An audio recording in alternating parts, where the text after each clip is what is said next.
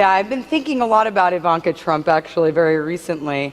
I'm sure you saw the interview she gave with Gayle King yesterday, but it was kind of baffling, I have to say. It was really baffling. And, you know, I think you can't have it both ways, right? If you take a job as a public advocate, then you must advocate publicly, right? You advocate for it publicly.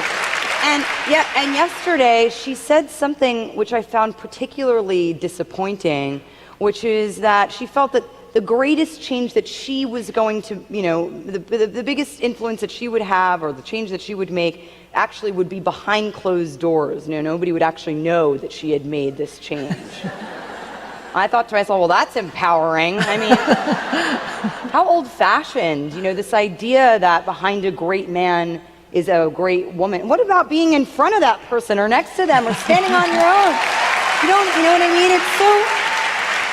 It's such an old-fashioned concept that to be this powerful woman, you know, you can't appear, you know, to be concerned with like you're going to feel that somebody's going to think that you're, you know, that you're bitchy or that you're, you know, I mean, I think powerful women often, you know, they get concerned with this idea that they're going to be seen in this unforgiving light, and you know, screw that. It's so old-fashioned, and it's so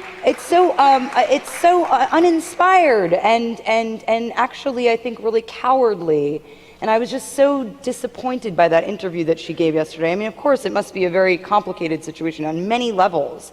I can't imagine how complicated it must be to see your parent, you know, go for, you know, in this sudden, you know, in the position that he's in, and know deep down, and not so deep down, that it's a position that he never actually really wanted. And now he's in this position and finds himself there. And I think it must be, I think as a daughter and as somebody that looks up to a, you know, a parental figure like that, it must be pretty, it's a unique and strange thing. But she has an opportunity to really make a big impact just by being vocal. And you know, I have met her several times in the past, many years ago. We both grew up in New York, and we have some friends in common and whatever. And she's a very well-spoken and smart, you know, intelligent woman, and you know, I think engaging.